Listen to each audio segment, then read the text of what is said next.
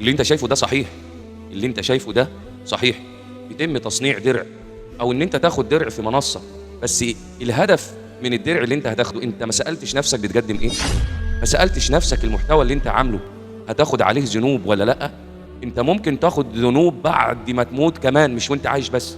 ازاي الكلام ده؟ ما هو اذا مات ابن ادم انقطع عمله الا من ثلاث: علم ينتفع به، وولد صالح يدعو له، وصدقة جارية.